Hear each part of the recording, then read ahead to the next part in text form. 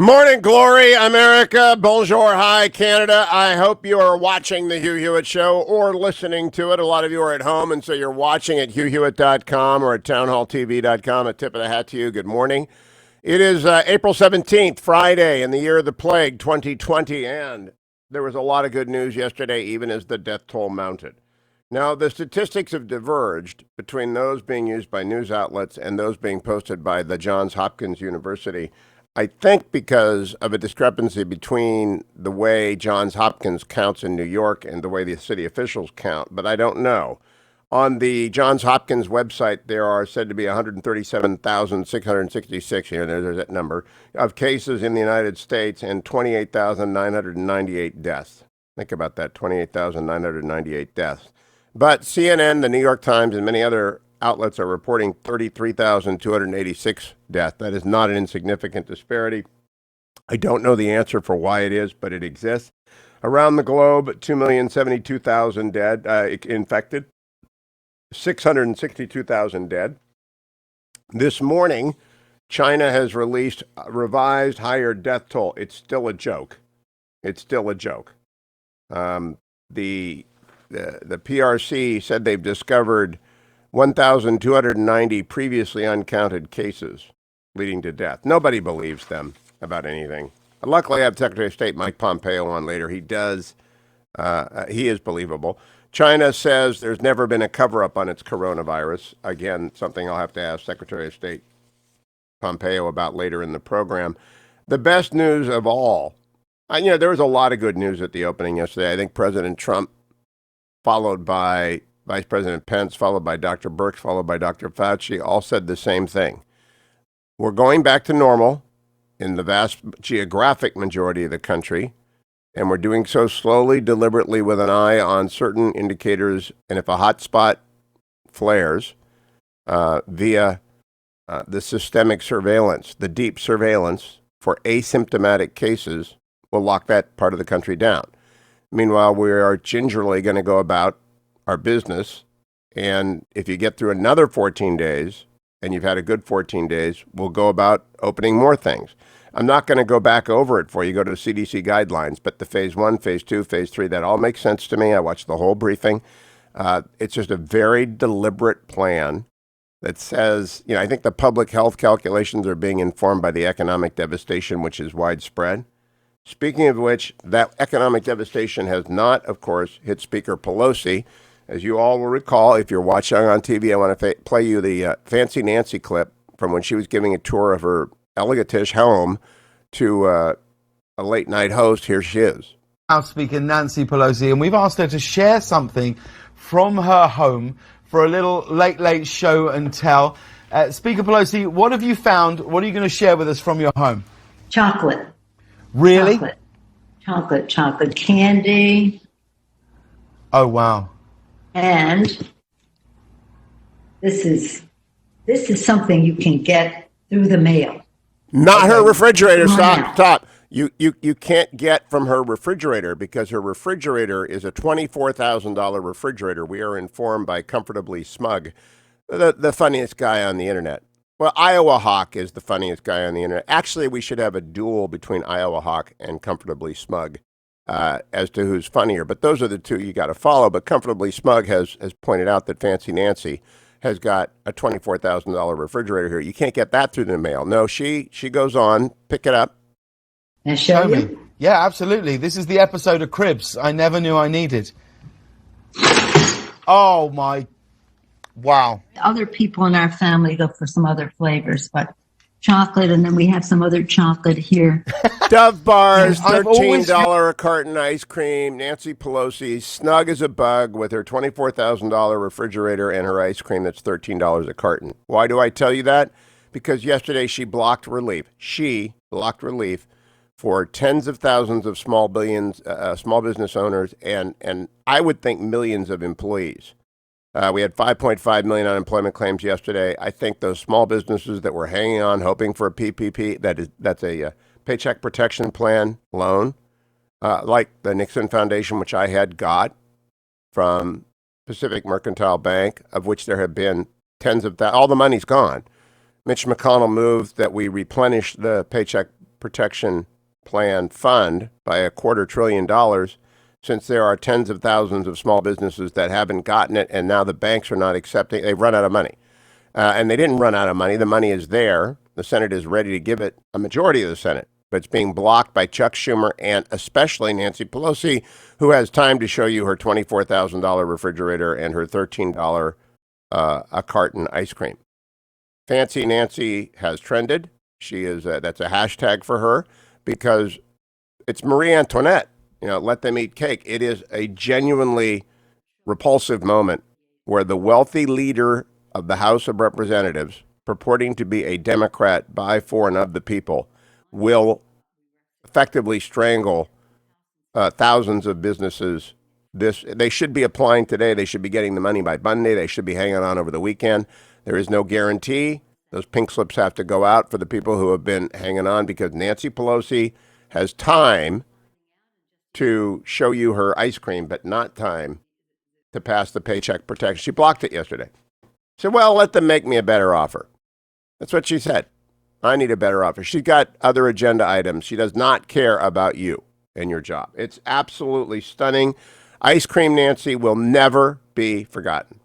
And when she steps up to the podium in Milwaukee this summer, if they have a convention, I pray we have a convention, Democrat and Republican, it's going to be one of those conventions where you say, what is she doing here? Did she bring her ice cream? Ice Cream Nancy, Fancy Nancy, going to be around a long time. I'm beginning to wonder if Joe Biden's going to be the nominee. I've articulated this before. He does not have the energy to do this. And if you ever needed evidence of that, you should have watched CNN with Anderson Cooper and Sanjay Gupta. Last night, cut number 20, here is former Vice President Joe Biden.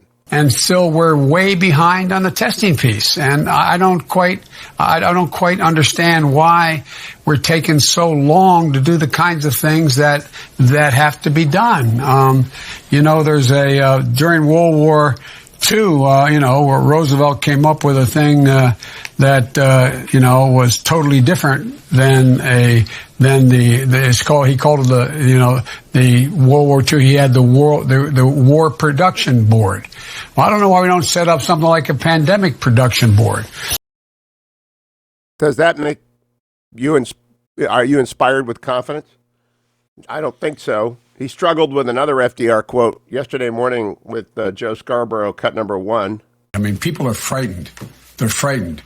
People we know who aren't close friends, who have access to our telephone number, how to get a hold of us, and these roundtables we do with people who are in the front lines, who are they're scared to death, Joe. Joe, basic things like how do I go home? Our son-in-law is a physician a surgeon up in Philadelphia, one of the major hospitals. And he talks about the nurses who are afraid to go home because they may get their children get infected. They have little kids at home. Well, what are they going to do? How are they going to take care of their child? What's going to happen when they can't see mom? We have a friend who tries to go to the nursing home and sit outside a window and put her hand up on the first floor window to just be able to touch her mother's hand at the other side. And now the mother's not able to get up and even do that. These are people who are frightened and they're looking for leadership. And what bothers me so much is the President of the United States doesn't take responsibility. The President of the United States acts like this is nothing is his fault. Nothing is his responsibility. Franklin Roosevelt made the case that, look, just tell the American people the truth. I'm paraphrasing. They can handle it. But you got to let them know what you're doing. You got to let them know you understand their pain. Paraphrase. There wasn't anything to paraphrase there. And he talked about the games he's playing, though. Cut number 2. I got a call yesterday. How do I get a test, Joe? Joe, I think I have a problem, Joe. I sat with a guy yesterday on a telephone. And he's telling me, he said, I don't know. He said, look, I worked at the hospital. And he said, then I got myself in a position where I got the virus. So they quarantined me and they put me in the hospital and I made it out. And so I'm out, but they don't want me with my family. I'm on the 3rd floor.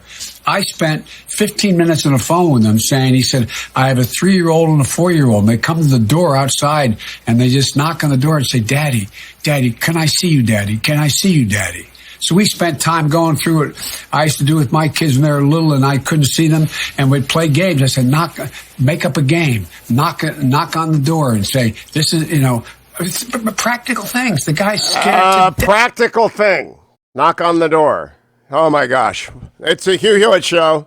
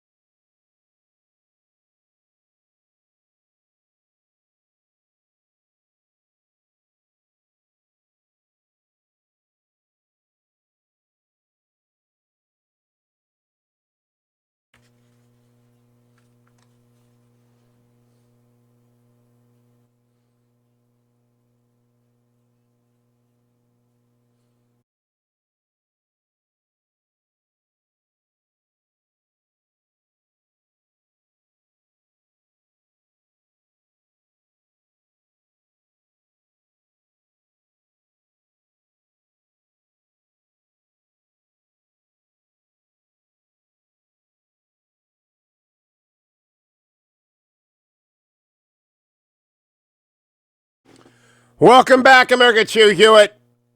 Reminds me, David Crosby documentary by Cameron Crowe is a great documentary if you're looking for something to watch. I know I recommend it. I continue to recommend you go to nosafespaces.com and watch that. You know what I watched last night? Lincoln. Spielberg's 2012 masterpiece. It's still a remarkable movie. I haven't seen it since 2012 in theaters, and I watched it at home. I decided I'm going to watch Civil War movies for a while because that was a great struggle that involved everyone in the United States, home front and front line, and that we do not have 600,000 dead, thank goodness. The original projections, as the president has repeatedly referred to, had 2.2 million Americans dead. Around the world, it's a ghastly situation when it moves south. What about our economy? Time for a economic report story of the day brought to you by Birch Gold Group. This is an unusual time. The national debt just crossed $24 trillion. We added $1 trillion to that debt in the last 5 months, and we're going to add another couple of trillion, proposing a monthly check of $2,000 per individual over 16 years old. Now that Josh Hawley I'm supporting. That's business interruption insurance in essence, but this is unlike the amount of money we've ever seen. And so Birch Gold is getting calls like they never got before. You can go to hughgold.com or you can text my name, HUGH, to 474747.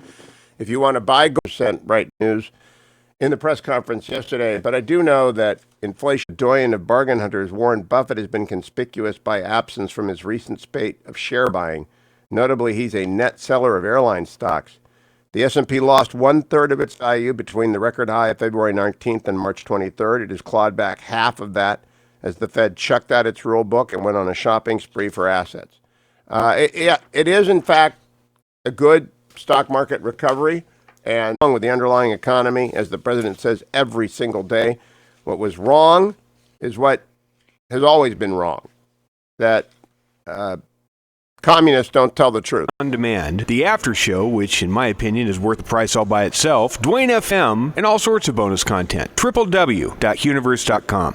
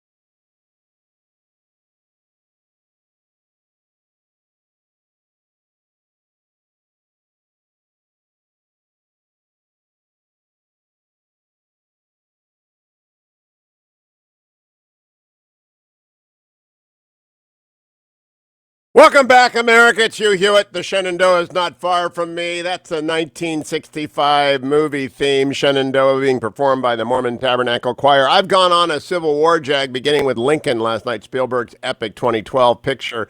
But I'll run out after Glory and Shenandoah. I was hoping Sonny Bunch, the resident movie critic of the Hugh Hewitt Show from rebellermedia.com, would help me out. But Sonny probably hates Civil War movies. He hates Dune. Good morning, Sonny. I wouldn't say that I hate Civil War movies, or it's not so much that I hate Dune either. It's just that I find it to be somewhat befuddling that people I know and respect, like you, Hugh, take it so seriously. Plans within plans. I mean, Paul knew about that. There were plans within plans within plans. Sure. I understand that. It just the character himself, Paul Atreides, or however you pronounce it, he has always struck me as overly competent, shall we say? He's too good at everything. And the book is. Well, if you can ride a giant worm, you can do anything, Sonny. And the book is filled with like phrases about how he was so smart and how he had seen 12 steps ahead. It feels like wish fulfillment for like kind of nerdy young men, which is certainly, I count myself in that category. Might have been the case in the 70s. Might have been the case in the 70s, but I'm looking forward to it. But about Civil War, did you like Lincoln, the 2012's movie? I just thought, I watched it last night, my movie of the night, and I just thought, I had not seen it since 2012. Daniel Day-Lewis is just a phenomenal actor. Yeah, no, so I remember when it came out in 2012, I got kind of wrapped up in some of the political debates around the film at the time, and I underappreciated it. I watched it again recently, I don't know, maybe 2 or 3 years ago, and it really is good. It really is just fantastic. I mean, it's not just that Daniel Day-Lewis is terribly compelling as Lincoln, but also that it's a deeply funny movie. In its own way, it has these great little side plots with what's his name, James Spader, and the guys who are trying to buy votes, acquire the votes, and Walton Goggins is in it, and he's very funny. And David Strathairn as William Seward. I think David Strathairn as William Seward. I'd forgotten the performance entirely. Yeah. I'd forgotten Adam Driver's in it. And the guy from Animal House, what's his name? I forget. You're losing me there. I didn't know Animal House had made it into Lincoln. But so I'm going to Glory next, and then Shenandoah. Got any other recommendations Bruce McGill? for me beyond that? Bruce McGill, thank you, Bruce McGill. He plays one of the secretaries of something or other. He's very funny.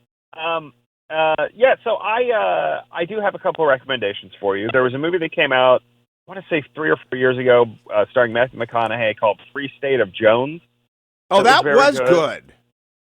Yeah, so Free State of Jones is basically a movie about some people who kind of they try to exit themselves from the whole Civil War thing. They start their own little town down south, and it stars Matthew McConaughey and Mahershala Ali, and it is kind of about the inability to avoid war, which is what they were trying to do the whole time, and some of the moral costs of exiting a society like that. You see how watching Civil War movies might inform one's view of the current situation?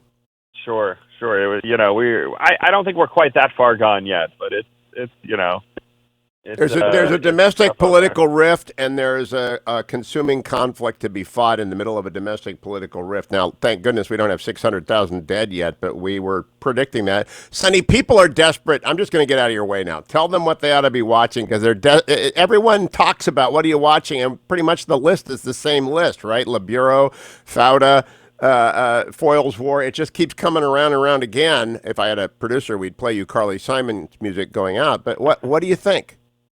We don't want any more Civil War movies. I've got a couple more here. I'll take more. The two Beguiled films. There was two. So the book The Beguiled has been made into 2 films, and they're both very different and interesting in their own ways. The first was made in 1971 with Clint Eastwood, and it is. So the basics of the story are a wounded soldier winds up in a southern plantation where everyone has left except for four young women, or it's like three young women and their teacher, but a group of women are the only ones left in this plantation. In the 1971 version, the man is played by Dirty Harry himself, Clint Eastwood, and it was directed by Don Siegel, if I remember correctly, and it came out the same year that Dirty Harry came out. It's a fascinating little double feature, actually, with Dirty Harry. You get kind of both sides of the Clint Eastwood persona. And then a couple years ago, Sofia Coppola released a new version with Colin Farrell in the role of the soldier.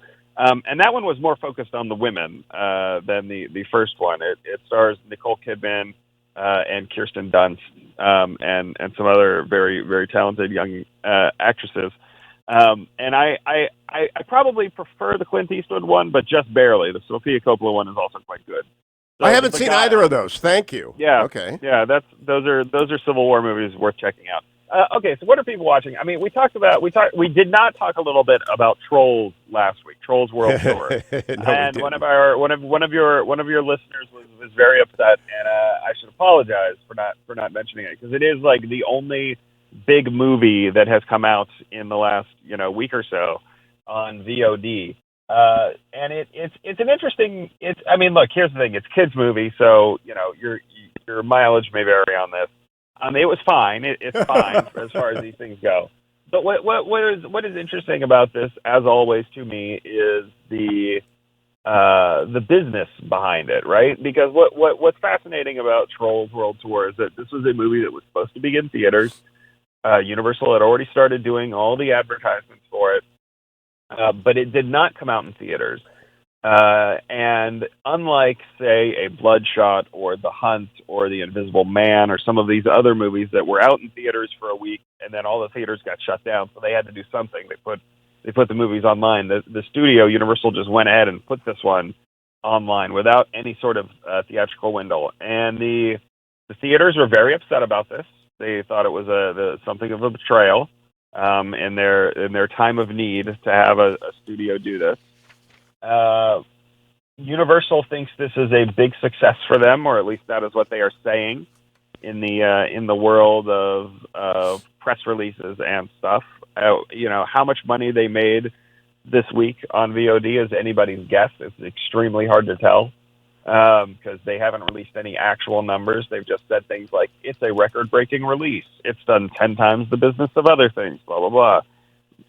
Smart people I know in the industry are guessing it did somewhere between 35 and 45 million over the first weekend, which is a decent amount of money. It's more than they would have made by not releasing it. Certainly, it's probably maybe a little less than they would have made by releasing it in theaters if they could have had a normal theatrical release. But it is also, another thing we have to consider here is that Universal gets a bigger cut of the pie, right, when they release it on VOD. So I don't know. It's an interesting thing to watch, especially if you are somebody who likes to go to the movies all the time, you like to do. Are we really talking about Trolls on my radio show with my film critic? We're talking about business here, Hugh. We're talking about business, because if this is a big hit, and if this does encourage other studios to go straight to VOD, then theaters are done for. I'm just gonna They're throw that already out done there. for. They're already Theaters done are for, Sonny. Totally done for. No, that train has left the station. You can put the paddles on that one 1,000 times. There's no way for the government to stimulate people to go sit in movie theaters. And the last movie I have seen, it's going to be the Ben Affleck movie. Isn't that sad? It was a good movie, but it wasn't a great movie. No. Theaters will be back. We'll get back to some sort of new normal. Did I tell you that the last movie my July dad saw when my boys and I took him before he died rather suddenly a few years ago? Did I tell you what the last movie my dad saw was? I don't remember. You might have. But what was it? It's horrific. He saw Charlie's Angel, the remake. Oh, you did. You did mention that. Isn't that a horrible way to go out of your movie life? The Way Back is a much better option than Charlie's Angels. That was a much better bet. I will recommend a post Civil War Western for this week. So at rebellermedia.com we had actually this kind of fun week this week. The actor Michael Biehn, who played Johnny Ringo in Tombstone, and he also played Kyle Reese in The Terminator, and he was in Aliens. He's one of my favorite character actors from the 80s and 90s. He authored a series of pieces for us on the making of Tombstone. Now, the making of Tombstone is kind of fascinating. There's kind of a fascinating debate about who really directed it. The original director, a guy named Kevin Jarre, who also wrote it, was fired after 4 weeks. Kurt Russell went out and basically brought George P. Cosmatos in to direct it. George P. Cosmatos is kind of a well-known tough guy director of movies. He made stuff like Cobra in the 1980s, some other Sly Stallone movies. But the Cosmatos came in and directed it, and he is the credited director. But from everything that I have read, certainly in recent years, Kurt Russell deserves about as much credit as Cosmatos himself for making sure that movie came to fruition at all. That that he was out there, telling him what shots to shoot, what stuff to do. Anyway, Michael Biehn wrote a good series of pieces for us at rebellermedia.com, and I would like to recommend everybody go watch Tombstone this weekend. I watched it, and then go to Rebeller Media and read the pieces, because that makes perfect sense. Yeah, I love Tombstone. I love Tombstone.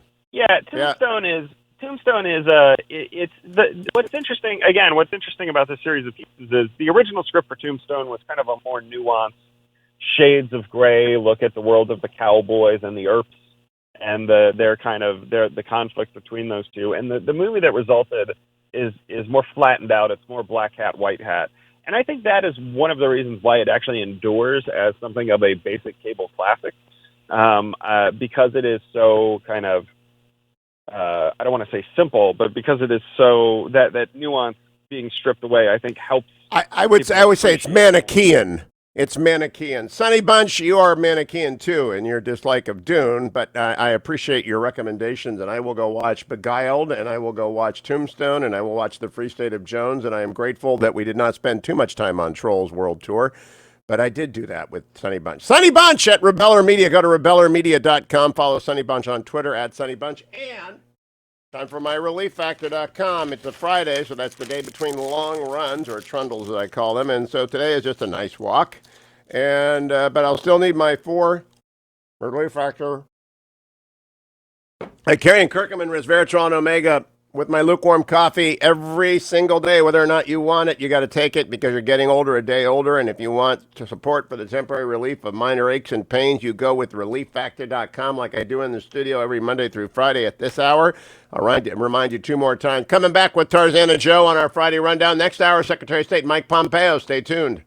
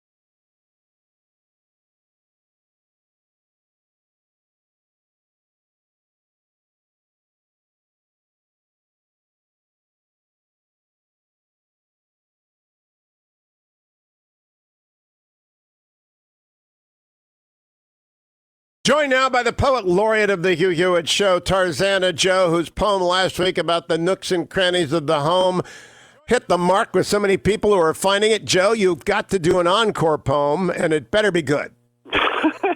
Always like a challenge, you. Hopefully this will hit the mark, or just another mark, perhaps. Nobody wants to be the one who missed the signs or sold the gun, who while out fiddling or drumming didn't see the iceberg coming, who thinking it would be a lark removed the cover from the ark, who seeking lands both near and hinter moved on Moscow in the winter, the pundit crying, "Back to work," who dies and looks just like a jerk. Like Icarus, who flew too high, no one wants to be that guy. That's why it's said without a doubt the safest course is hiding out. We'll work from home and close the town, wear our masks and hunker down. But when the stakes are so immense, inaction has a consequence. There's nothing like this status quo. It's everyone's first rodeo. If we can't move with some impunity, we'll never get to herd immunity. And so, before things grow too gruesome, hear me out, dear Gavin Newsom. I know you want to be a hero, but this toll won't reset to zero, regardless of what you deploy or every business you destroy. Remember that in all this fuss, the state has bills to pay, like us. Be mindful, as you make us crash. Unlike the feds, you can't print cash. So take your plan and do an edit. Give us Californians credit. We're prudent, cautious, sage, and prayerful. Trust us, we'll be very careful. Keep locking down and face these facts. There won't be nothing left to tax. That's everyone's first rodeo by Tarzana Joe. Oh, Joe, I'm holding up for the audience at home to see. I always try and predict the title of your poem, and I wrote down everyone's first rodeo because that's a wonderful phrase, which I am claiming as my own and trademarking it. Sorry. That is a great poem, everyone's first rodeo. Is that going to be posted at tarzanajoe.com? It will be. It's good to know I work for Kreskin. That's good. Look at that. Isn't that great? Like, that is the amazing Kreskin. Everyone's first. When I heard the line, I said, that's exactly what it is, everyone's first rodeo. How's the poetry business, Joe?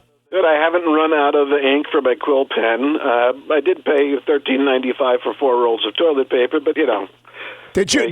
Do you must qualify for a small business loan from the PPP? Have you gone and made it yet? No, I think I'm doing okay. I'll leave those funds for my neighbor, the restaurateur, and my other neighbor, the hairdresser. So you're not going to lay yourself off? No. All right, good. All your poetry needs, keep Joe employed. Tarzana Joe at Reagan.com. Rates are reasonable. The rhymes are everlasting. Thank you, Joe. Thank you. Everlasting. Yeah, they are. You know, you write something, it doesn't go away. What's not everlasting are the small businesses of America, which might get destroyed because of inaction by Nancy Pelosi. I mean, she's blocking. Hundreds of thousands of people are going to lose their jobs today. They get pink slips because their businesses have hung on. She just doesn't have any idea. Chuck Schumer, they don't have any idea. They live lives of privilege and safety, security, wealth, and they are disdainful of Americans, and they run the House of Representatives, and Chuck Schumer does what Nancy Pelosi wants, and Joe Biden says nothing about it. And they blocked relief for America's small businesses and all of their employees. If you get laid off today, you can just send that pink slip to Nancy Pelosi with a thank you note. Democrats did that to you. If you're a small business and you need to amplify your voice, your distress, your need, join JobCreatorsNetwork.com. Big sponsor of mine for years, and they bring together all of the small businesses in America so that you can get together and amplify your voice. And they need to hear your stories, and they're not giving up. They're back on the hill. They're screaming. I mean, that you might not be able to have the $24,000 refrigerator or $13 a carton ice cream. You might not. You might be ordering pizza in, and that's a treat. Or you might be scrounging around in the freezer for whatever's there. Nancy Pelosi does not care, but Job Creators Network does care. Here she is on C-SPAN, by the way, struggling to defend her non-funding of PPP. Cut number 9. They're just saying they think the small business money needs to go now. Can you explain to those small businesses? I'm hearing from them. I'm sure you're hearing from them who now feel that they're in limbo and don't understand why you would be refusing this money now when they think you can get the rest of the money later as well. Well, perhaps it might be clearer if you understand. When we talk to McConnell, he says, well, I think that we should do some of that, but let's see how the money that is out there is working for state and local and hospitals before we do more.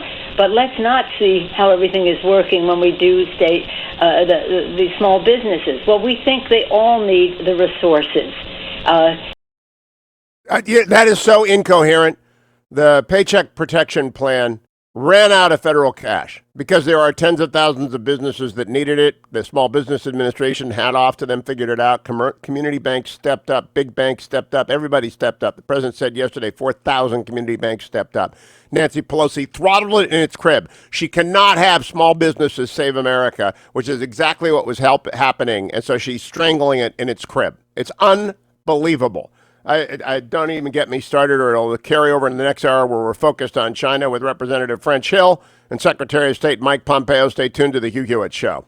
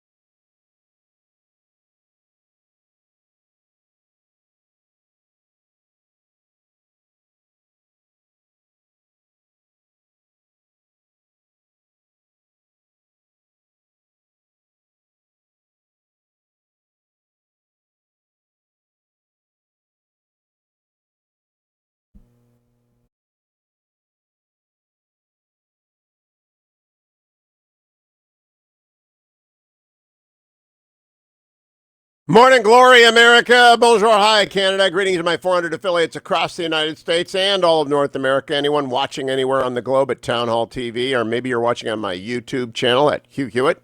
You can subscribe there. That's great. Secretary of State Mike Pompeo joins me at the bottom of the hour, but right now, Congressman French Hill is back. Now, you may remember in the old days when Congressman John Campbell was in the Congress and he would come on and drone on about the Financial Services Committee, and I wouldn't cut him off because the captivating Mrs. Campbell had the hoodoo doll, and she put pins into it because she's a mean tridelt. That is not the case anymore. John Campbell's out. Maybe the Financial Services Committee has become interesting. I don't know.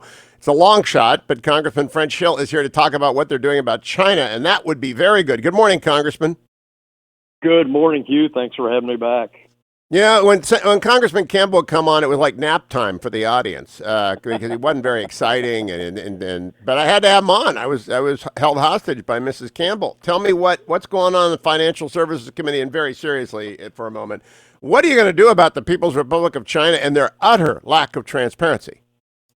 Yeah, I think it's important to note what powers we have over the House Financial Services Committee to increase the oversight, increase the scrutiny, increase America's monitoring of China's area. First thing I did this week after I realized how America was caught at low tide with no bathing suit on the medical supply chain in this country, I proposed legislation to amend the Defense Production Act to make the medical supply chain, the pharmaceutical supply chain, medical device supply chain, all national security issues, and ask the president to have a strategy going forward. We don't want to repeat the mess that we've had being dependent on China and other countries for a very narrow group of companies that are producing our critical medical and pharmaceutical supplies. How is that being received across the aisle? Because obviously to move anything, no matter how obviously necessary, and this is obviously necessary to everyone, as you say, at low tide, if you haven't got a bathing suit, everybody sees your birthday suit, and we are in our birthday suit when it comes to pharma and medical devices. What do you think the Democrats on your committee think of your idea? Well, Hugh, I'm working with them. You know, we have, over the 5 years I've been in the House, on House Financial Services Committee, I've seen a lot of bipartisan support for China oversight. We saw that in CFIUS reforms, where we reviewed how we review international transactions for investment in the U.S. We tightened those up for intellectual property, joint ventures. I've seen it in the XM Bank, where we have compromised with the Democrats to tighten up XM Bank's financing for anything that has to do with China. And more importantly, World Bank, where we have a bipartisan group that supports China's graduation from the World Bank as a developing country. We have bipartisan support for transparency for World Bank financing, that the World Bank or IMF won't finance a country until they know exactly how China has done any kind of sovereign financing for that third world country, putting them potentially in a debt trap. So I would say we have members on both sides of the aisle that want to scrutinize China, and I believe the same will be true for the medical supply chain. You know, Congressman Hill, the idea during the Clinton years was admit the People's Republic of China into international organizations, and the IOs will change China. In fact, China has changed the IOs, and not for the good. Exactly right. My friend Scott Tipton out in Colorado, a member of Congress, has a bill to make sure that the World Bank doesn't have any prejudice towards hiring employees from Taiwan, which China has successfully blocked through their influence at the World Bank, just like we've seen with the World Health Organization, where they're playing an outsized role in trying to influence these international multilateral institutions. I also believe that you've got a 5G bill in committee, and this is, I think people have to understand the lack of transparency that we have seen made transparent from the CCP, the Communist Chinese Party, applies to all of the 5G discussions ongoing around the world. That's why people like you and Senator Cotton from your state and others like Mike Gallagher have raised the alarm about 5G. We just cannot trust the PRC to do our 5G.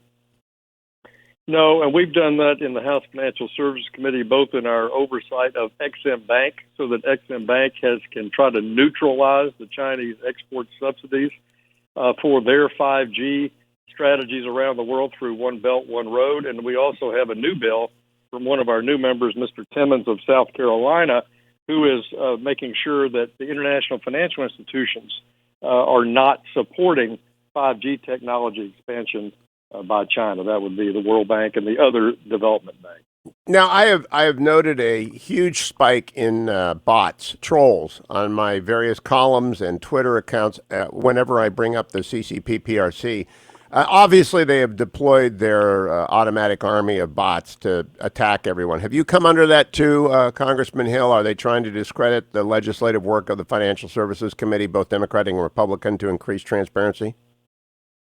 I think we are all aware on a bipartisan basis on House Financial Services that suddenly we are more under scrutiny from China. I don't think there's any question about that. I think other members in Congress have noted that as well.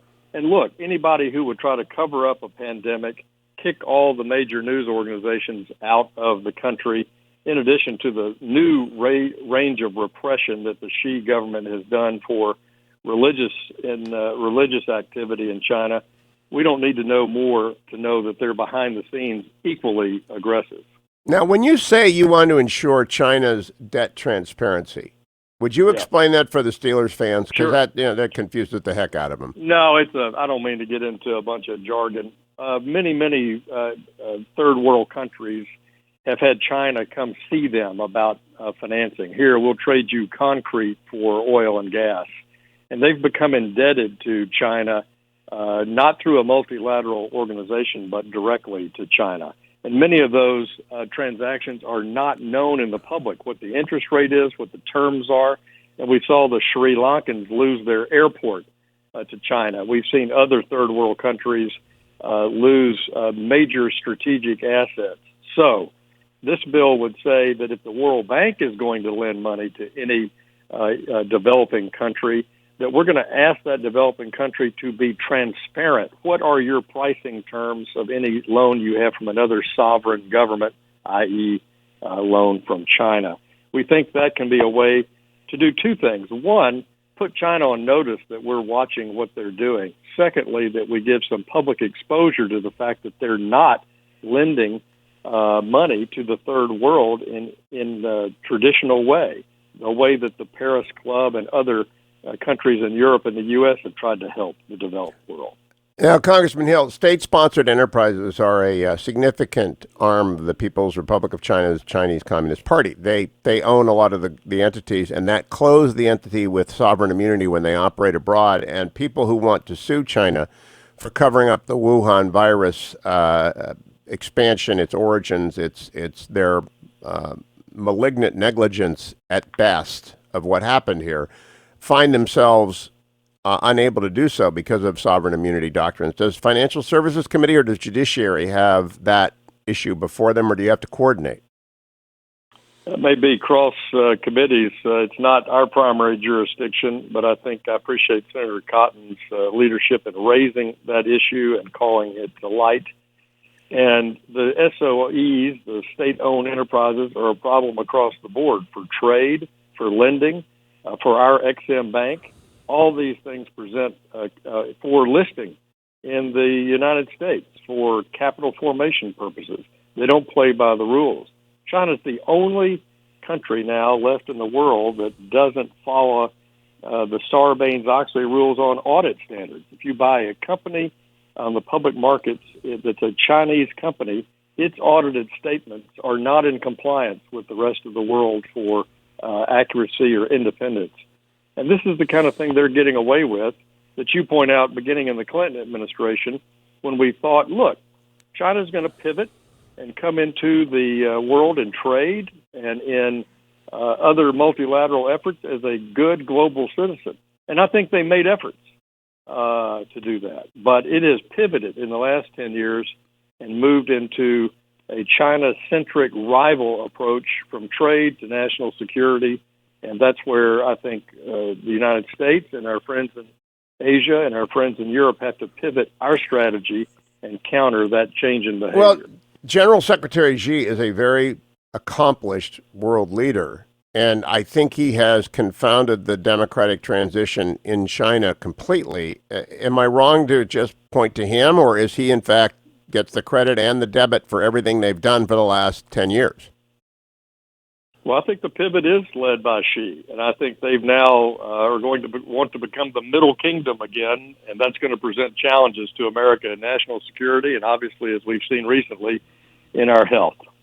Congressman French Hill, continued success Thank to you on House Financial Services Committee. Very, very good to talk to you. You're much more interesting than Campbell ever was. That's good. You made that interesting. I appreciate that. Thank you so much. Don't go anywhere, America. Secretary of State Pompeo coming up at the bottom of the hour here on The Hugh Hewitt Show. Portions of The Hugh Hewitt Show are brought to you in part by Job Creators Network.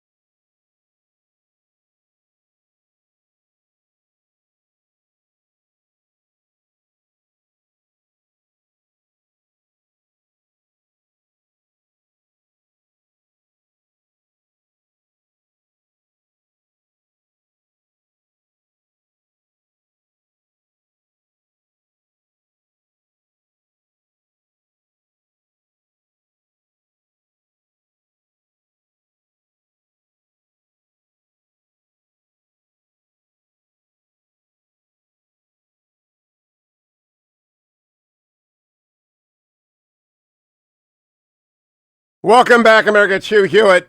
Not sure what are we playing there. I can't possibly have given you that bump. Yeah. 1-800-520-1234. Look, I often talk to you about politics. This is not political. I am burning angry with the Congress because they are burning businesses to the ground because Nancy Pelosi and Chuck Schumer do not care. They have not made the public aware. They've had outrageous demands for replenishing the Paycheck Protection Plan, all of which is spent working, and hundreds of thousands of small businesses have flocked to their community banks, 4,000 of them, and to the bigs, Bank of America, Wells Fargo, and they have drawn down all this money. All you have to do is refill the tank and give everyone the 2-month. It's actually 250% of your payroll is what you're eligible up to. And if you're hurt, you go get it, and it becomes a grant, and the federal government is keeping businesses alive, except Nancy Pelosi and Chuck Schumer are strangling them in their crib for political reasons unrelated to saving those businesses and those jobs. It is astonishing. It is deeply revealing of the grip that AOC and the squad has on Nancy Pelosi. They want Green New Deal or some other crazy stuff. No, the PPP passed with unanimous consent of the Senate and of the House. There might have been one or two outliers, but they all 2 weeks ago said, yep, this is part of the recovery plan. You can work out a bigger recovery plan whenever you come back to town and actually do your work. But Nancy Pelosi is blocking it right now. That's why you need to belong to JobCreatorsNetwork.com. They've been a longtime sponsor of this show, and because of it, I know what small businesses do. But I think of the small businesses that advertise on this show. I mean, Best Hot Grills, BestHotGrill.com, BestHotGrill.com. I don't know how they are staying alive, but they are. Rhett and Irene Rasmussen, family-owned business, making the best grills in America. Their orders are up, but their production has got to be socially distanced and all that stuff. They're doing great. My buddy John S., who, he's clueless on movies and cars and everything else, and he's got like 3 fingers left because he's a woodworker. He is eligible. I don't think he's even gone and gotten one yet. And now, why bother? Because the money is all gone because of Nancy Pelosi and Chuck Schumer. I hope they both belong to JobCreatorsNetwork.com. I hope all of the small businesses in America, every restaurant in America, you got the American Restaurant Association, and you're getting slaughtered. 3% are permanently out of business. Over 10% are threatened. Could go as high as 25%. I am eager to go back out to dinner. I am hoping that the Commonwealth embraces social distancing at restaurants very, very soon so I can start going to my favorite restaurants again and help them get back on their feet. Very confident that they can space every other table for a few weeks and get that going. Phase 1 is upon us. But you need to join the JobCreatorsNetwork.com. Job Creators Network. It's job singles, creator, plural, network, single.com. Become a member. Tell your story. Because Nancy Pelosi doesn't care. She got a call on C-SPAN yesterday. Why aren't you funding this? Listen, cut number 9. They're just saying they think the small business money needs to go now. Can you explain to those small businesses? I'm hearing from them. I'm sure you're hearing from them who now feel that they're in limbo and don't understand why you would be refusing this money now when they think you can get the rest of the money later as well.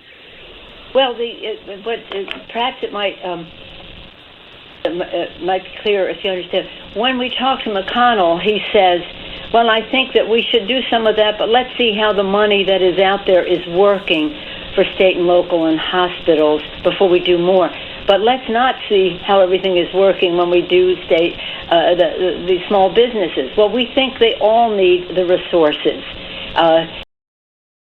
This is absolutely astonishing and repulsive that she is trying to use talking points to get through the strangulation of tens of thousands of American businesses as she opens her $24,000 freezer, Sub-Zero fridge, and her $13 carton ice cream on Late Late Show and shows off her wealth and her security and then kills American businesses along with Chuck Schumer. And Joe Biden says nothing and the Democrats don't care. Remember that. The Democrats do not care.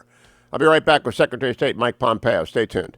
Portions of the Hugh Hewitt Show are brought to you in part by Job Creators Network.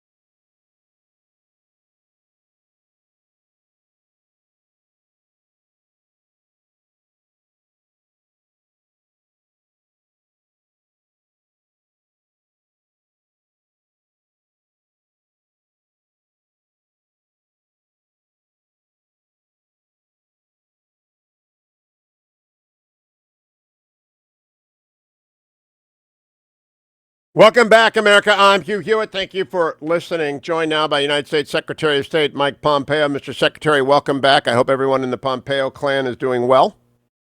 Everyone's good. I hope your family's all well. Thanks for having me on the show, Hugh.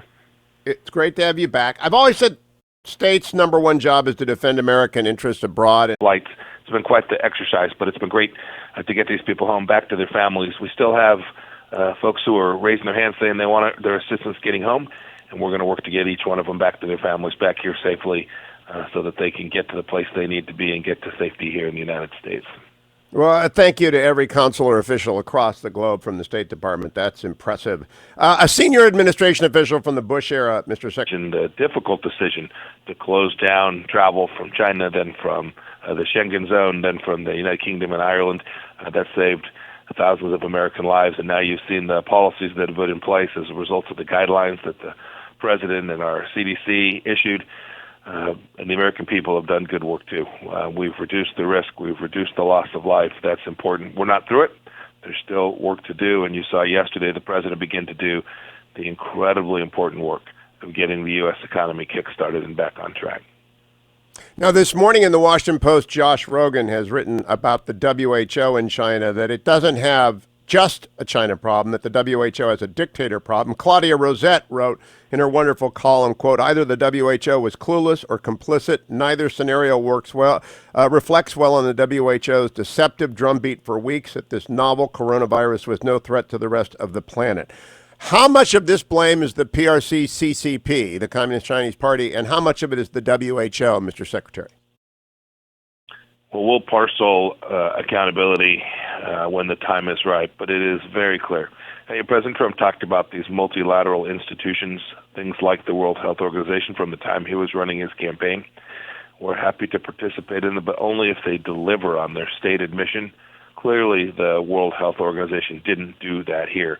You've seen the statements where they refused to declare it a pandemic. They talked about Chinese Communist Party being transparent when, in fact, the WHO knew that it was not being transparent. Those are the kind of things that run directly counter to their mission set.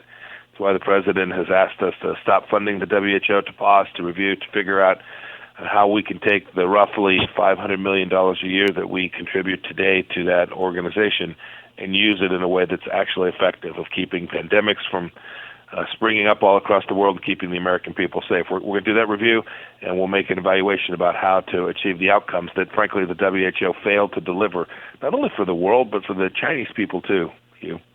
I believe that the American public will support spending the same amount of money on world health, just not through the WHO, but that you will review. Let me turn to the CCP. On a personal level, Mr. Secretary, not as Secretary of State, do you believe that the Communist Chinese Party has told us the truth on any significant issue in the last 3 months? Well, I'm sure there have been things they've accurately described to us, but it's pretty clear at this point that the Chinese Communist Party is one of its central challenges in any institution that is authoritarian is the absence of the ability for information to flow freely. You saw this, Hugh, in the weeks before this. They decided to kick out U.S. journalists from the Wall Street Journal, the New York Times, the Washington Post. You saw what happened when doctors raised their hand and said, hey, I think we have a problem. I think we potentially have a human-to-human virus, and it's spread, and they suppressed that by coercion and worse. Those are the kind of things that authoritarian regimes do. It's the nature of those regimes. And as a result of that, the information didn't get to the right places. And so for days and weeks, the world didn't know what was confronting it. And in a virus like this, those first hours and days and weeks are the most critical in stopping the spread. And the Chinese Communist Party failed to do that properly. I'll say this too, Hugh. We still need transparency today. We need openness today. We are still in the middle of this. We still don't know the precise source and origin spot of the virus. That will turn out to be important for epidemiologists and experts to help us get to the backside of this. We still need that kind of openness, and we urge every country that has information about the virus and data sets and is working on a vaccine or therapeutics to share that information broadly in the scientific community so the world can stop this pandemic from continuing to spread. We're getting on top of this here in the United States, but the world is still at enormous risk, and we need to have every piece of information, including from the Chinese Communist Party, available for scientists and researchers. Yesterday, there was a long press conference in Beijing. The foreign ministry spokesperson, their senior spokesperson, rejected American journalism's stories that Wuhan virus originated in a Wuhan lab, and they rejected the story that an underground nuclear test in violation of the nuclear test ban had occurred. Do you reject the Chinese spokesperson's rejection of both charges? I don't want to comment on the second one. But with respect to the first one, we don't know the answer to the question about the precise origination point. But we do know this. We know that the first sightings of this occurred within miles of the Wuhan Institute of Virology. We know that the history of the facility, the first BSL-4 lab where there's high-end virus research being conducted, took place at that site. We know that the Chinese Communist Party, when it began to evaluate what to do inside of Wuhan, considered whether the WAV was in fact the place where this came from. And most importantly, we know that they've not permitted the world scientists to go into that laboratory to evaluate what took place there, what's happening there, even as we speak. Even as we're on the show this morning, we still have not had Western access to that facility so that we can properly evaluate what really has taken off all across the world and how that began. Those are facts. Those are important facts, and the Chinese Communist Party and the World Health Organization have a responsibility to the world to take those facts and take them to their logical conclusion and find out these answers, these important answers. These aren't political. This is about science and health, and we need to get to the bottom of it. Mr. Secretary, I don't know what they teach at Harvard Law, but at Michigan Law, they taught me that if a witness or a party lies about big things, you don't believe them on anything. And on that theory, they've lied about some big things. I don't know that I would trust them to put on the Olympic Games if they told us it was safe to do it. Do you think the Olympic Games scheduled for Beijing in 2022 ought to be moved? We'll have to take a look at that. We're really focused on today. But, Hugh, you do have to go back to other things that the Chinese Communist Party has committed to. They promised there'd be one country, two systems in Hong Kong, and yet they have expanded their repression there. They've promised that what was going on in the West, in Xinjiang, wasn't harming the Muslim population, the Uyghurs there in the West. We know what's taking place. It's a humanitarian catastrophe. Xi himself in the Rose Garden promised that they wouldn't arm islands all across the South Pacific. They've done that. They've put significant weaponry there. This is a country that the whole world needs to ensure that we watch what they do and not what they say. They want to be a great power. They want to join the community of civilized nations. To do that, you have to be open, you have to be transparent, you have to tell the truth. That's our expectation of the Chinese Communist Party, and it has fallen short of that too often. Doesn't the world, though, need to respond in a coherent way? And taking back the Olympics is, to me, the most obvious display of condemnation of their lack of transparency, Mr. Secretary. Are there things like that on the drawing board? So I've been in lots of conversations over the past 3 weeks or 4 weeks with colleagues all around the world. The president, too, he was on a call with all of these G7 nations yesterday. There is enormous frustration, and not just with this incident, but with the growing challenges presented by a Chinese Communist Party that appears intent on failing to live up to its international obligations. I don't know precisely what that response will be. The time for accountability will come. And when we do that, we need to do it in a way that reflects the full scope of the problem set, not just what has occurred as a result of this pandemic, but the full problem set that is presented. The president took it on. He saw that we had unfair trade relationship. We worked diligently to fix that. There are many dimensions to this challenge, and the world, not just the United States, needs to confront them in a way that delivers for the American people. Last question, Mr. Secretary. The Washington Post on April 8th wrote a story about the growth of online hate speech directed towards Asians and Asian Americans. I know you do not put up with anti-Chinese, anti-Asian speech at the State Department or anti-Chinese American or anti-Asian American actions and speech, but just would you reiterate for the benefit of the public, this is the CCP we're talking about, not China. Go back and listen to what I've said, even on your show this morning. The Chinese people have been harmed by this as much as any people all around the world. This is the Chinese Communist Party. This is the leadership there inside of China that has failed to deliver a government that could address this problem in a fair, open, and transparent way. The first people who were killed, the first people who went into lockdown were several million people in Wuhan, in Hubei province. This is not about the Chinese people. This is not about Asians. This is about a regime that has failed to deliver on its most basic promises and commitments and needs to do so. Secretary of State Mike Pompeo, thank you for the time this morning, and thanks for getting 65,000 Americans back. May you be successful in your continued efforts to get them all back. Amen. Thank you, Hugh. Have a great day, sir. Thank you, Mr. Secretary. 1-800. Always am very careful of stewarding the time of the Secretary, and when they say 10 minutes, I want to take them clearly at 10 minutes. But I do believe I've heard the Olympics are on the drawing board. And what do you think? Should the Olympics be held in Beijing? Could we even believe that it's safe? 1-800-520-1234. Should the Olympics in 2022, they're going to go to Japan next summer for the Summer Games, but the Winter Games in 2022 are slated for Beijing. Are we out of our minds? I mean, would we send our young people? Will people go to Beijing in 2022? How will we?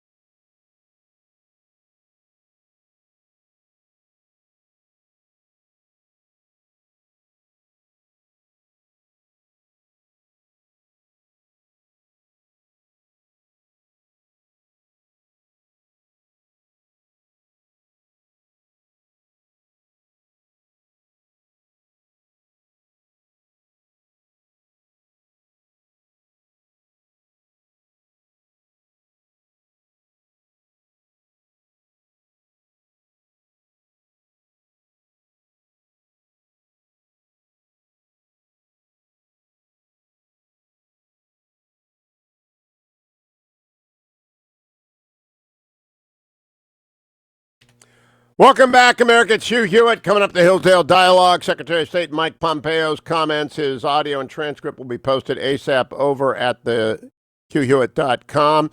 If you're missing anything, you can always go to my YouTube channel if you want to watch it at the same time that it unfolds. We post the key clips like that one at YouTube at Hugh Hewitt. I would also encourage you to visit and read the transcript and send it to your friends. We cannot trust, but look, you can decide who to trust. I do not trust the CCP. I would move the games. What would you think? I've got a full board of, believe it or not, Californians. What are you guys doing up this early? Kevin in Moreno Valley, California. Hello, Kevin. Good morning. Good morning, Hugh. I'm a commercial truck driver, so my job's protected, and I'm going to go do my job and keep things rolling. But President thanked the truckers yesterday. Did you see that? The president had the truckers on the South Lawn. I heard a little bit of it during Make My Deliveries. I do construction materials. Been doing that for 30 years. And but I appreciate that. You know, we get out here and everything for just a bunch of dumb hicks. And actually, we're far from that. We're well educated because we listen and we read. You know, it is what. Oh my goodness, I've never met a long haul driver or even a short haul driver who wasn't well informed, because you do listen. That my buddy who runs Secure Space, Lance Theobald, SECUR Space, and they find temporary facilities for freight that's moving, that's stuck, and you can't deliver. He tells me the same thing. You guys adapt technology like nobody else.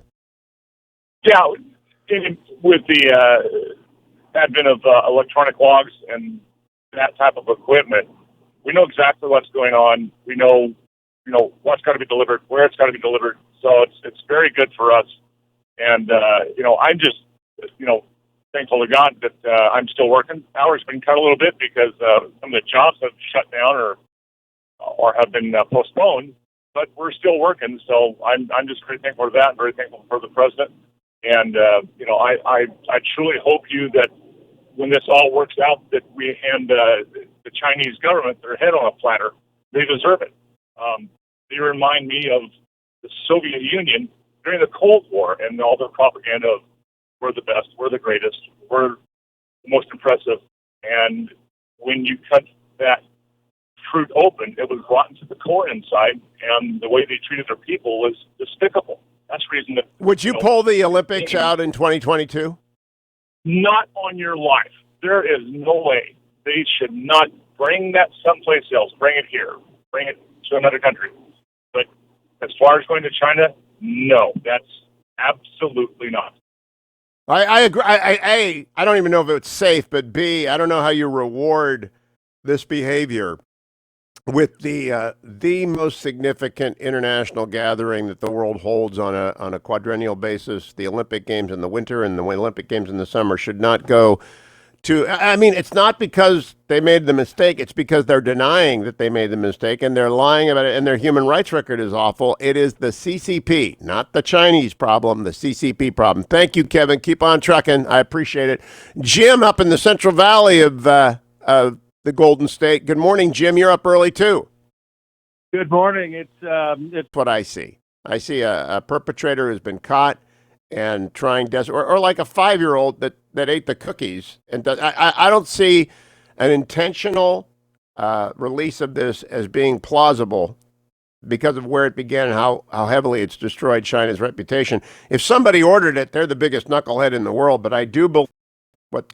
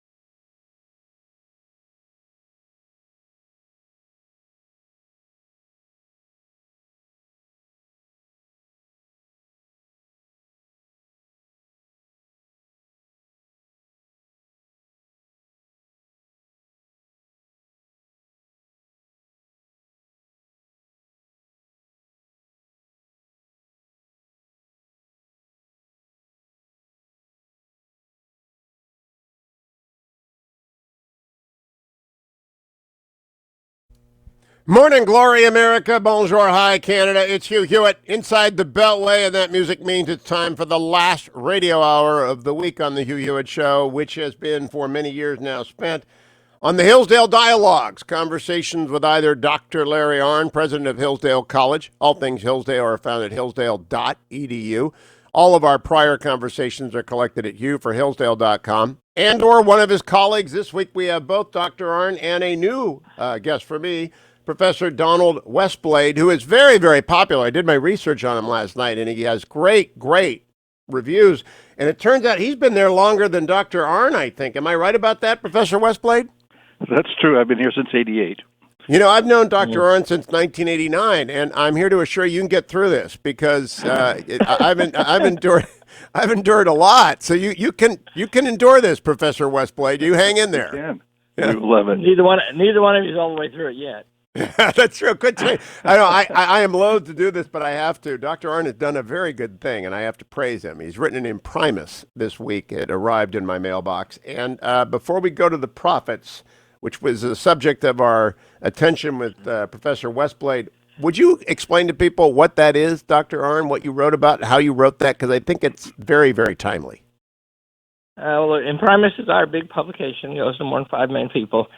It's about the coronavirus and the reaction to it. And I myself am distraught over the way we're handling this. And I don't mean that I think that the lockdown is wrong. I can't be sure. I don't think anybody can.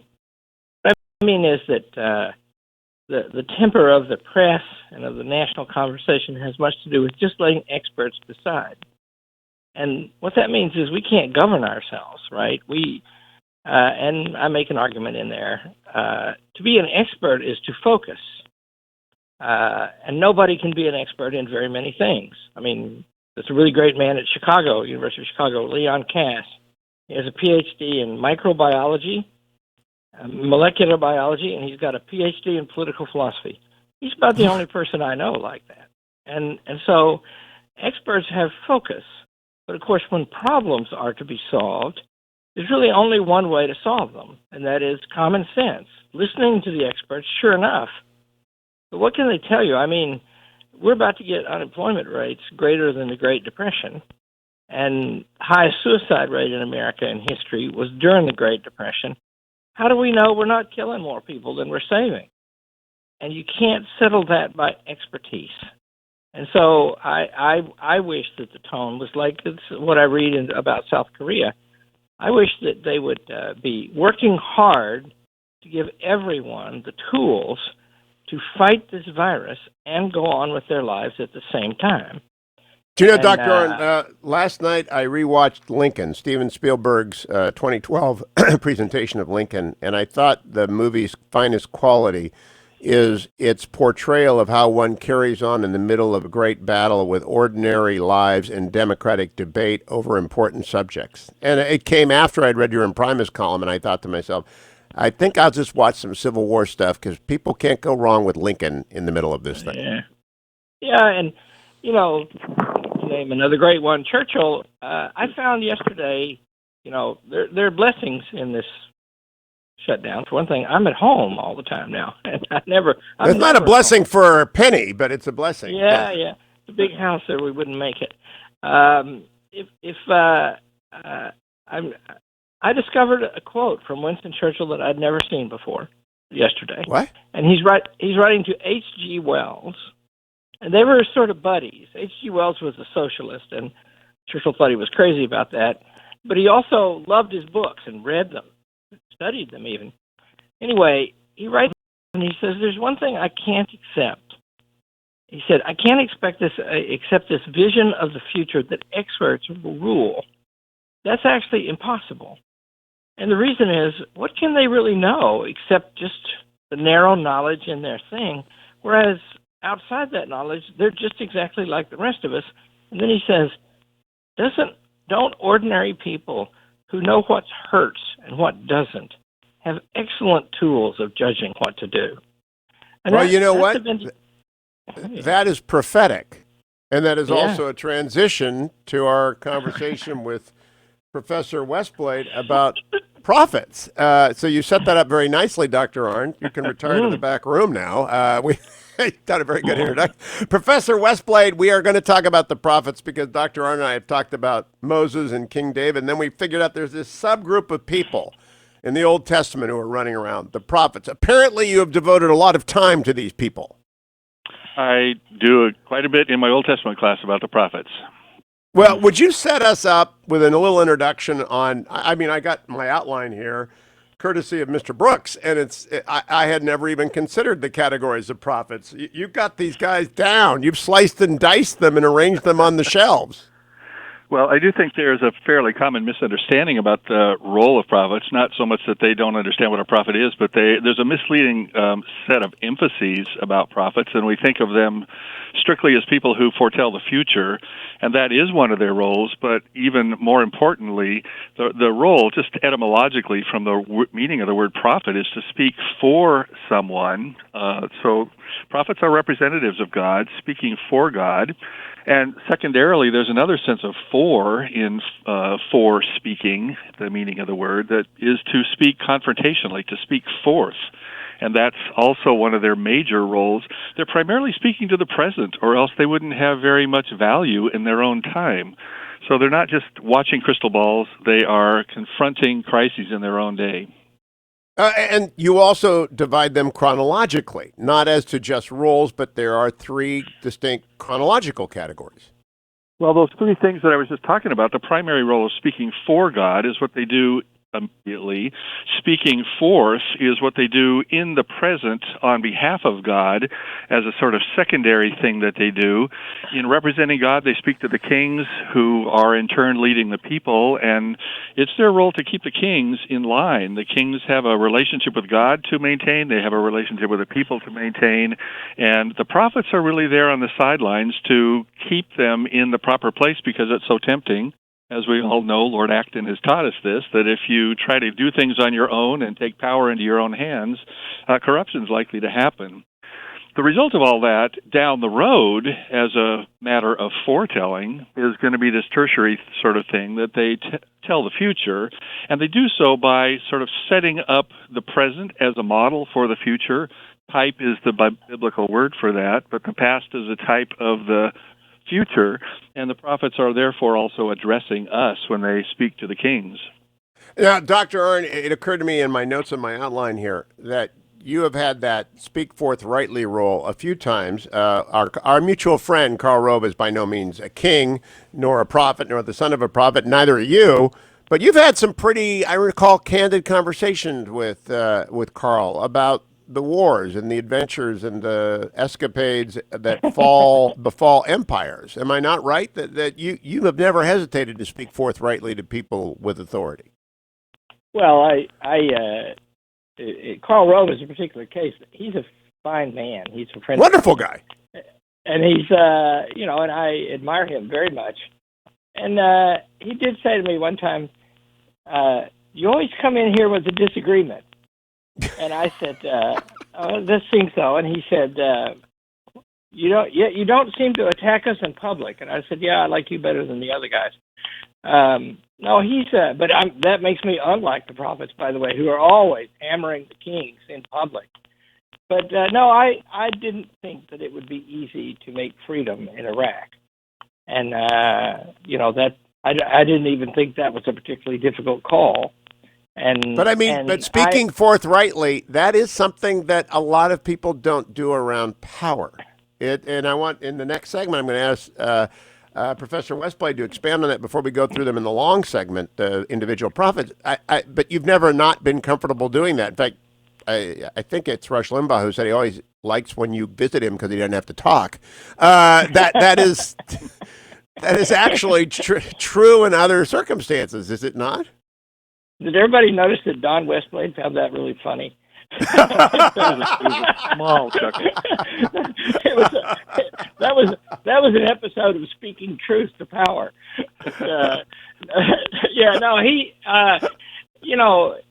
You can't get anything done by being flattered.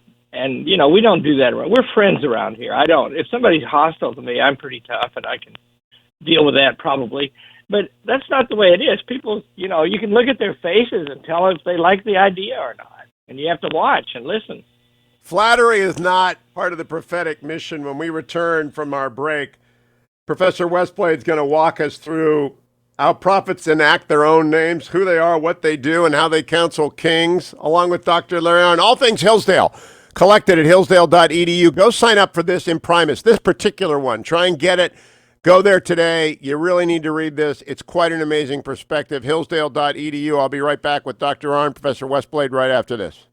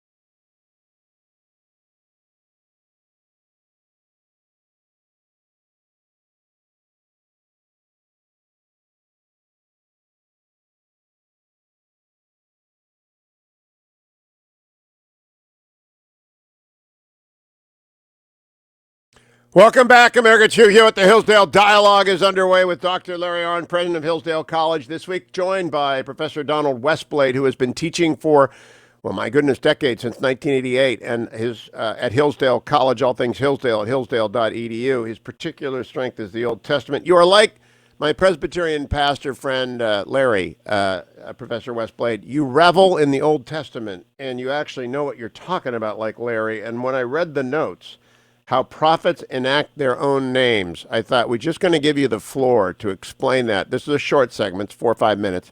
Just explain what you mean by that, because I was pretty taken aback by that. I never considered it. Well, most Hebrew students will learn fairly quickly that the Hebrew people in their language love to play on words. They enjoyed a pun.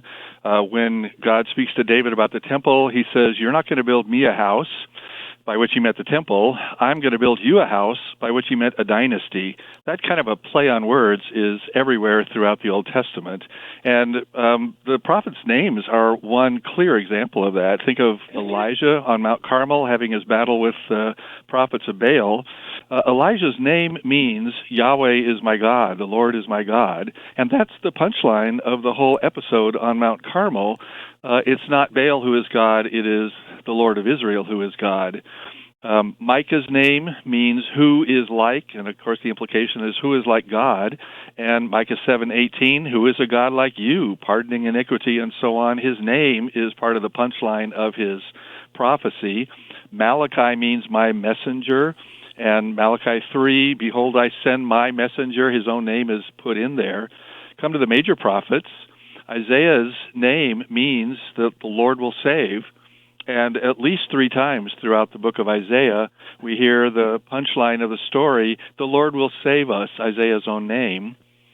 Jeremiah is left behind in exile, or in Jerusalem, while the exiles go off to Babylon in his day.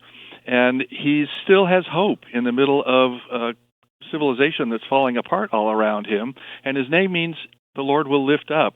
And his message in the middle of his book of comfort, Jeremiah 23, the Lord will raise up for David a righteous branch, even though it looks like the king is gone and that branch is dead.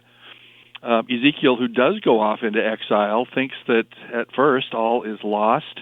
His name means God is strong, and he says early in his book, chapter 3, I went in bitterness, in the heat of my spirit, the hand of the Lord being strong upon me.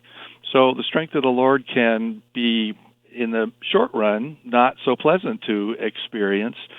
But Ezekiel finally arrives at the same sort of hope that Jeremiah has, and they have a very strong message for both the people in Jerusalem who've been left behind and for the exiles who've gone away. Well, this theme is I've had great teachers. Pastor Larry, I mentioned Pastor Scott, Pastor Mark, Pastor Mike. I've had great expositors of the Old Testament, but it never occurred to me that in just this, it's obviously evidence of divine construction to have the words so felicitously carry across the millennia and make such abundant sense. I mean, do you ever make that point? This just doesn't happen accidentally. Well, there's certainly providence that permeates the entire Old Testament and the New Testament. People who with eyes to see can see God at work in their own circumstances, and the prophets, above all, with more revelatory information, see that more clearly. So people live up to their name. Adam's name means humanity. So throughout the Old Testament, people's names matter. And when Adam names the animals, that's not just a matter of putting name tags on them. It's sort of a matter of giving them character and giving them purpose. So, Dr. Arnn, it's a minute to the break. Why do you teach Old Testament at Hillsdale? I think it's a required course. Well, that's up to God. It is a required. It is a required course, but it's a story, right? I mean, it's amazing. Isn't it wonderful? If you look at the Bible, from the end of it, from after Jesus, it is a tremendous reading of history with God's providence working to prepare. Excuse me, with God's providence working to prepare the way for this Messiah. And so you're invited to understand all that. That's how Matthew begins. Well, I hope, by the way, that your sneeze is just the horrible Michigan allergies, which of course, make the place uninhabitable and nothing else. We'll find out after the break. Don't go anywhere, America. Professor Westblade and Dr. Arnn will be back as we talk about the role of prophets and kings. Important time coming up. Stay tuned. It's the Hugh Hewitt Show.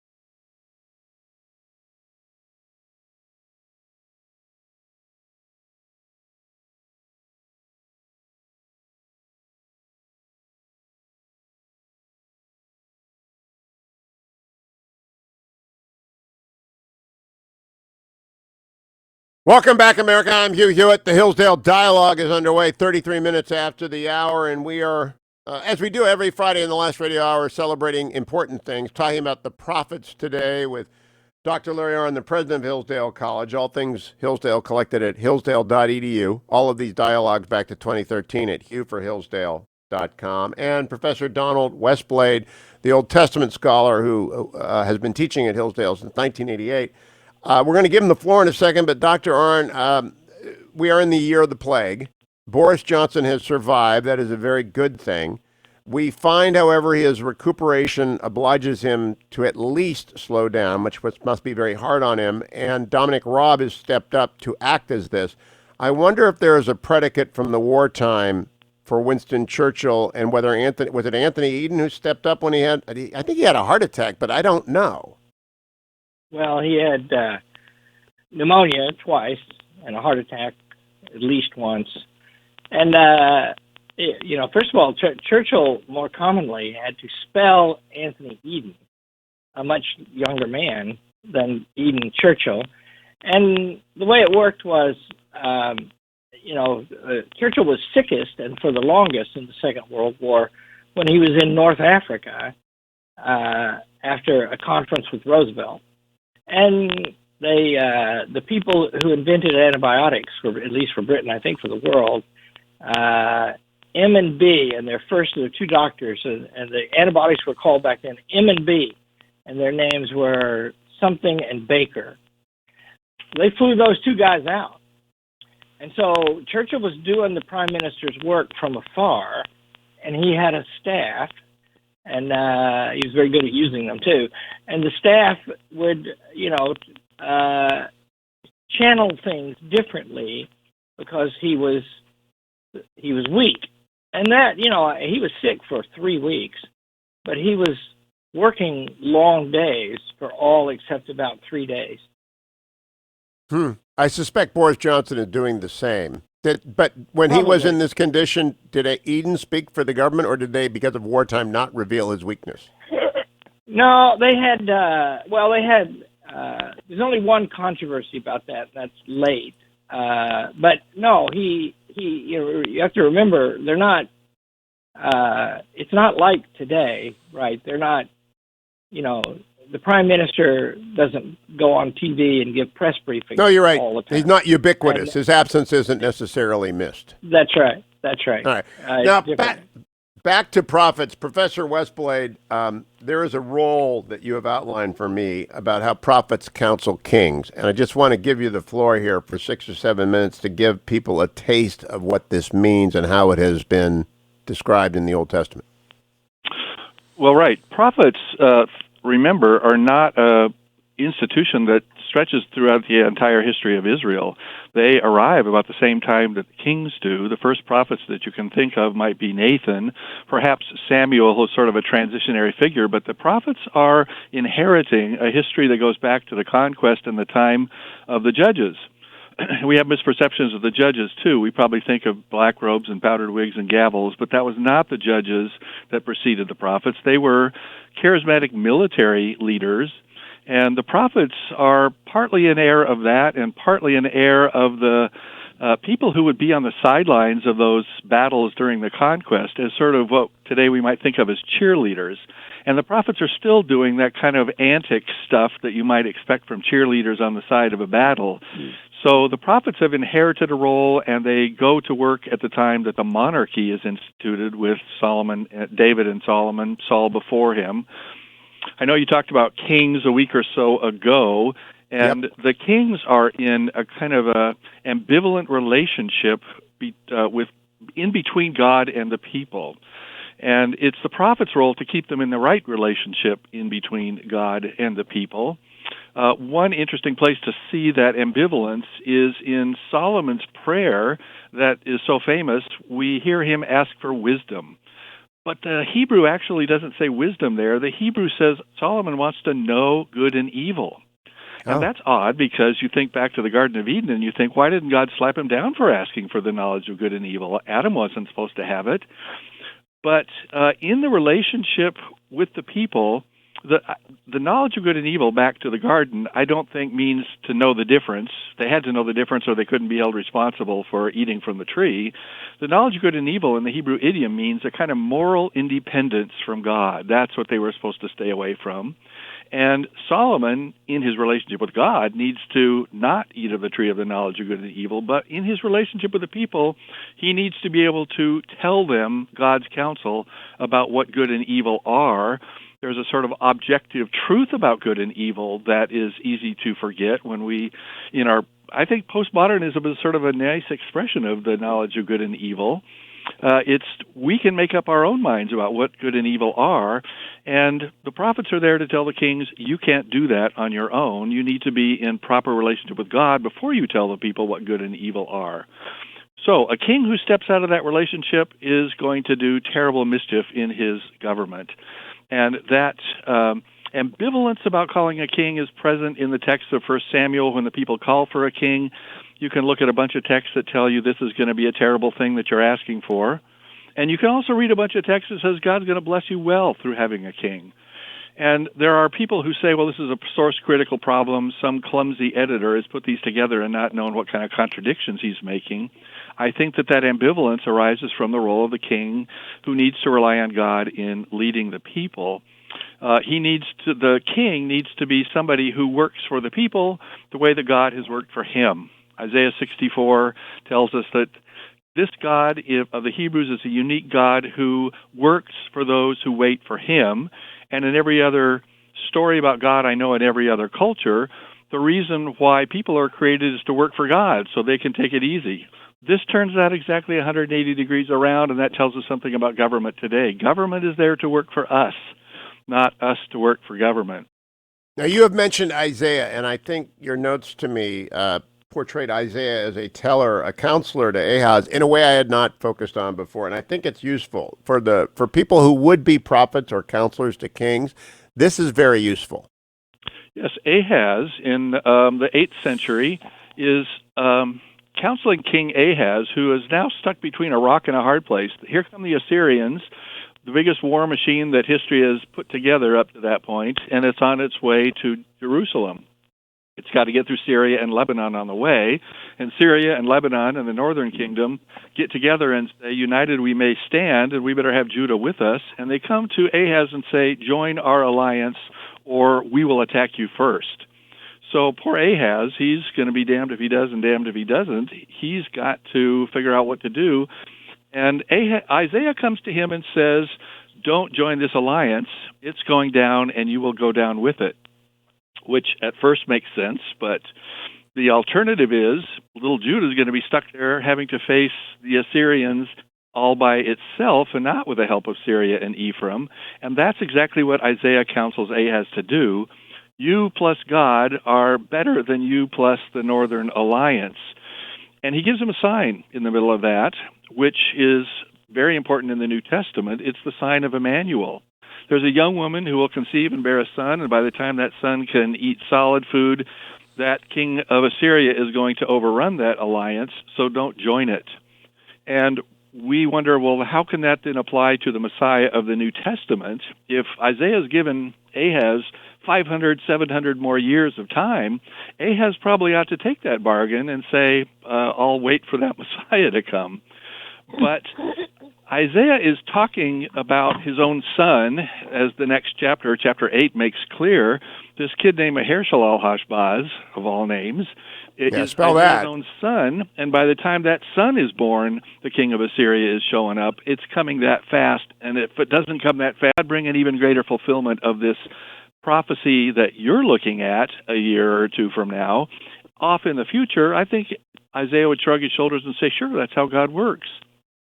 So let me ask you about, again, prophets and kings. That's a very elaborate one. Hezekiah was the good king. Every Sunday school kid knows that. Did he have a prophet? Yeah, and good kings. Did they have good prophets? Did they listen to them? Is that the theme, that if you find the right counselor, listen to them? Yes, Hezekiah was running Jerusalem a little bit later on in 701, so 20 years after the Assyrians attack Samaria. The Assyrians are arriving at the door of Jerusalem, and it's still Isaiah and Amos and Hosea talking to Hezekiah saying, prepare for this. One of the things he does is to finish the construction on that tunnel that you can still walk through in Jerusalem. And you can still see the inscription, the Siloam inscription in Istanbul that commemorates the joining of that tunnel. That allowed them to withstand the siege for long enough time for God to intervene and for the army to go away. So Hezekiah gets a pretty good grade from the prophets. Nobody gets an A, but Hezekiah gets a B+ from the prophets for being pretty faithful to trusting God rather than trusting political and material sources for his help. But Dr. Arnn, we got a minute to the break. It does seem to me, though, that the key here is you got to pick your prophets carefully if you're a ruler. You've got to pick your counselors very, very carefully, or you're going to end up with magicians and sorcerers. Well, think about the ones about Elijah, who might be the greatest of the prophets. The kings hated him. They tried to kill him, and he predicted their doom, and it was right. So you're right. Getting on the wrong side of the right prophet is fatal. That's well put. Getting on the wrong side of the right prophet is fatal. You might want to write that down, Professor. He probably took it from you. Am I right? You probably took it. Wonderful story about Micaiah ben Imlah, a prophet who the king knows he's going to prophesy the way he doesn't like, and he wants to listen to his rubber stamp prophets. And there's a nice story about reverse psychology in which Micaiah ben Imlah tells him one thing, and the king responds in the opposite way, and it turns out to be exactly what the prophet wants. So there's a good story. Oh my gosh. All right, we come back from break. We're going to talk about how prophets function and whether or not they actually are as apocalyptic as one thinks they are, because there's a lot of apocalyptic literature about the prophets. It's useful to think about how you pick your advisors. I just would call up Hillsdale and ask Arnn to dispatch a few here and there. Don't go anywhere, America. I'll be right back with the Hillsdale Dialogue. Let me remind you, though, I'm in the ReliefFactor.com studio inside of the Beltway. I'll be walking my Friday walk, which is always, thank goodness, I'm done with Arnn. And he didn't kill me again. And so I go out for my long walk and clear my head. And thanks to ReliefFactor.com, I am able to do so less impacted than I was before I started taking. I recommend it for natural supplements like carrion, curcumin, resveratrol, and omega. The only thing I take is my ReliefFactor.com packet a day. It's the only supplement I'll let in my house because I'm just not a big supplement guy. Take what your doctor says, and take a vitamin, and take one supplement. ReliefFactor.com, $19.95. Get you started. Don't forget HonorBoundCoffee.com. Some of you are spending a lot of time online. Some of you are ordering up products online. HonorBoundCoffee.com is a terrific way to get your coffee. The best way to get your coffee. Why? 100% of the profits from that venture, 100%, go to charities that support the families of men and women in uniform, military families. But you don't get involved with that until you get to HonorBoundCoffee.com. It's their first quarter. They just finished their first 3 months of operation, and they've cut a couple of checks already to very, very esteemed organizations like the Semper Fi Fund and the Military Y. HonorBoundCoffee.com. Please get your coffee from them, and please come back for the last segment of this week's Hillsdale Dialogue.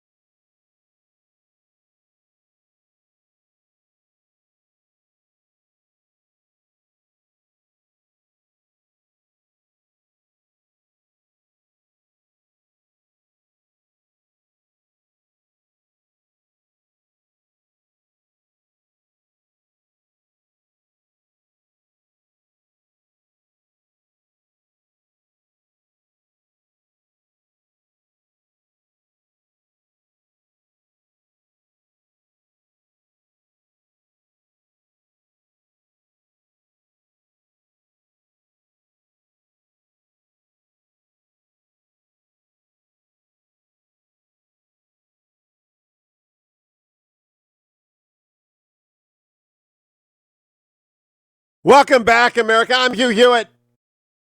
I'm laughing because during the break I talked with my guests, Dr. Arnn and Professor Westblade of Hillsdale, and we're about to hear Professor Westblade explain to us the apocalyptic role in apocalyptic literature of the prophets. And just before we came back on, Dr. Arnn told me it's going to be 6 inches of snow at Hillsdale College today on April 17th in the year of the plague 2020.